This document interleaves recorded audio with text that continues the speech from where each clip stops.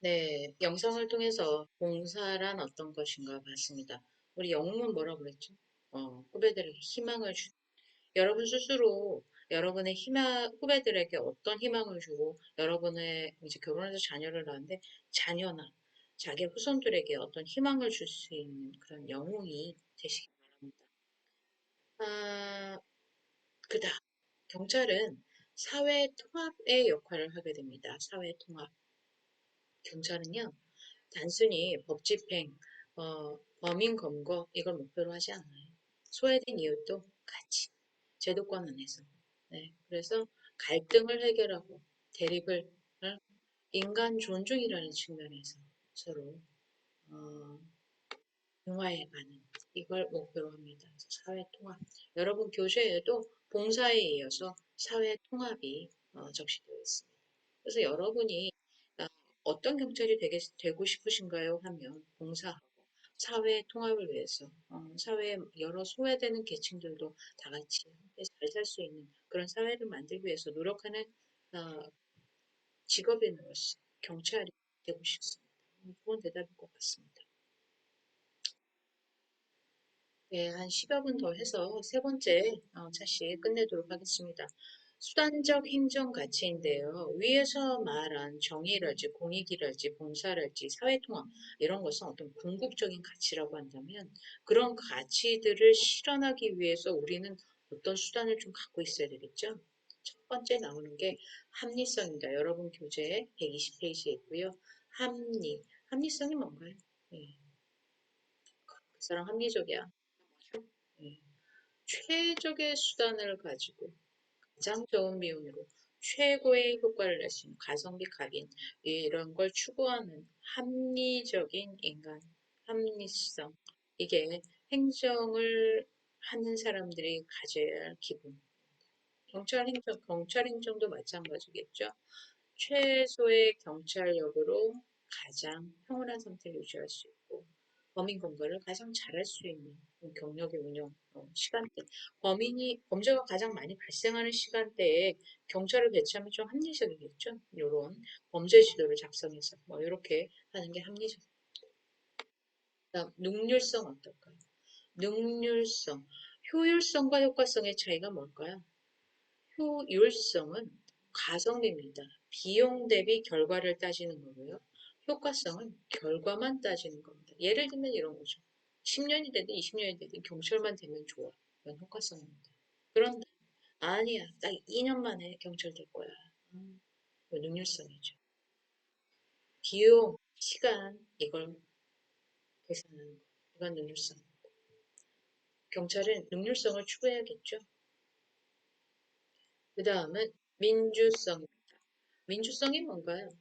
국민을 위한, 그쵸? 앞에서 우리 헌법 1조, 대한민국의 권력은 어디로 나온다? 국민으로부터 나온다. 네. 그래서 국민의 요구를 우리가 수렴해야 됩니다. 그러면서 조직 내부의 요구도 같이 수렴해야 합니다. 국민의 요구를 수렴하는 걸 뭐라고 한다? 대응성, responsiveness라고 영어로 얘기합니다. 그래서 여러분이 알고 계셔야 할 수단적 가치. 예, 교재 125페이지에 보시면 이 표 3-1이 나와 있는데요. 표 3-1 잠깐 보시겠습니다. 거기에 보시면 책임성, 경찰은 책임이 있는 거죠.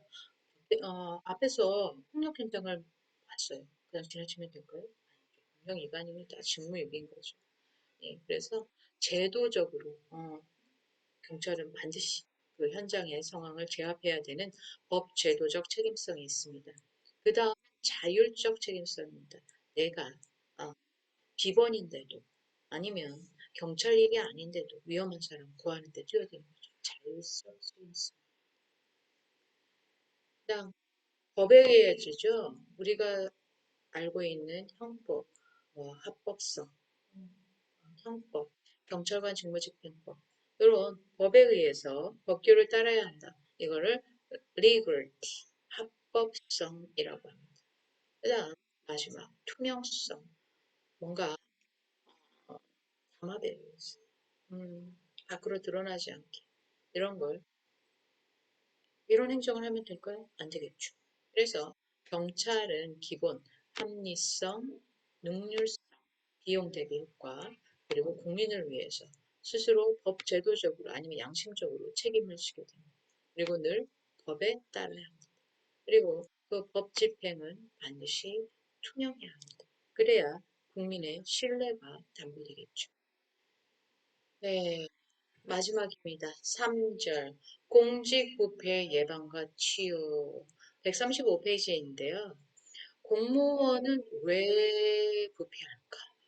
부패 공식이라고 되어 있습니다. 공무원이 부패하는 것은 공식이 있다. 어떤 공식이 있느냐? 모노폴리, 권력이 독점되는 거죠. 여러분, 그 뭐야, 수사권이 검찰에만 독점되면 어떻게 될까요? 안 되겠죠. 부패가 늘어나겠죠. 어, discretion, discretion.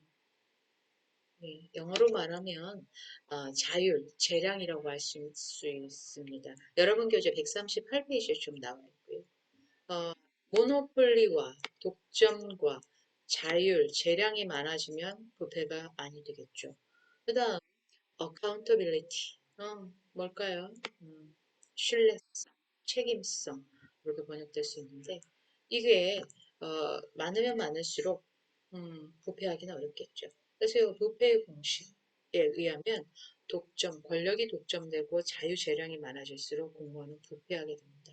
고인물을 썩게 되는 거겠죠. 그래서 부패는 자신의 직무와 직간접적으로 관련된 권력을 부당히 사용하는 것. 부패의 공식은 뭐다?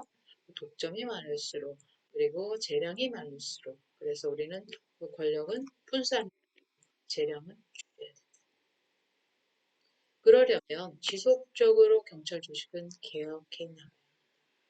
여러분에게 질문합니다. 어떻게 하면 부패를 줄일까요? 지속적으로 개혁해야 되고, 경찰의 법 절차가 투명해야 되고 경찰의 통제, 시민에 의한 뭐 옴부즈만 제도랄지 시민 통제가 많아요.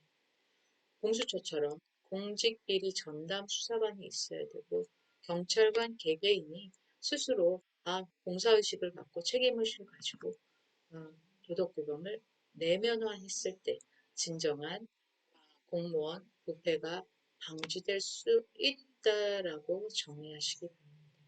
그리고 수사권은 왜 조정돼야 할까요? 여기서 보시면 수사권, 수사부터 기소까지 검찰에게 독점돼 있으면 어떤 현상이 나타날까요? 검찰의 부패가 많이 늘어나겠죠. 자유재량도 당연히 늘어납니다. 그래서 부패할 수 있기 때문에 수사권은 어떻게 된다? 분산돼야 된다. 다음 슬라이드 보시죠.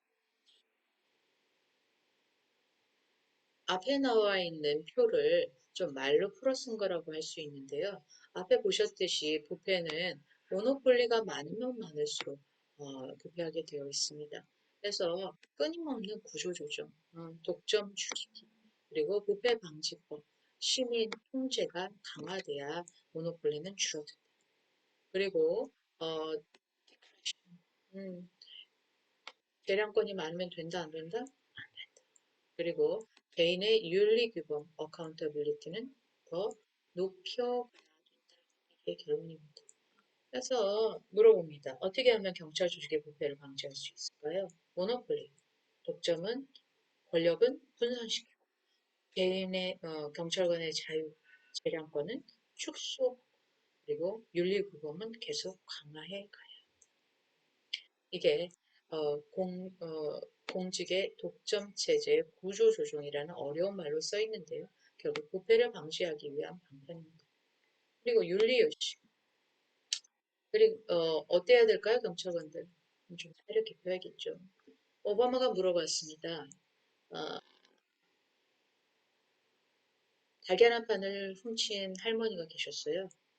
그 오바마 대통령 연설 때 나온 얘기 물어본 게 아니고 달걀 한 판을 손자들을 위해서 훔친 할머니가 계셨어요. 근데 경찰관이 그걸 보고 어떻게 했을까요? 공부하셨을까요? 아니죠. 달걀 한 판을 사줬던 겁니다. 그걸 보고 미국에 있는 많은 시민들이 기립박수를 했어요. 네. 그것처럼 경찰은 고집행위 우선이 하는 거죠. 네. 사려 깊은 선택. 어쩔 수 없는 상황에서 궁핍한 그런 상황, 인간적인 도움, 따뜻한 마음, 따뜻한 가슴이 따뜻한 경찰을 원하는 거죠. 물론 정직성, 절차 규칙에 대한 기대, 자제를 다해야 네, 여기까지 해서 어떻게 하면 경찰 조직의 부패를 방지할 수 있고 이걸 치유해 갈 수 있는가를 공식으로 해서 우리가 살펴보았습니다.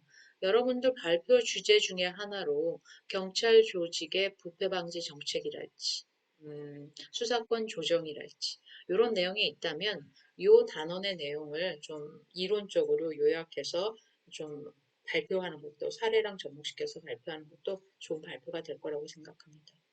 이번 주에는 영상을 세 개로 나누어서 올렸습니다. 중간에 동영상이 있는 파트가 있어서 그중에 하나 영상을 더 만들었고요.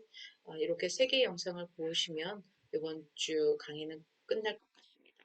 조금 이 강의가 끝나면은 팀별로 좀 모여서 주제랄지 발표 내용이랄지 프레젠테이션을 좀 준비하셔서 다음 주에 혹시 팀스로 강의를 하게 된다면 그때 제가 조장한테 질문하는 것으로 팀스의 운영을 하도록 하겠습니다. 각 조장들에게 주요 제목은 뭐고 어떤 식의 발표를 할 거고 중요한 핵심 포인트는 뭐고 뭐 이런 질문을 가볍게 하도록 하겠습니다.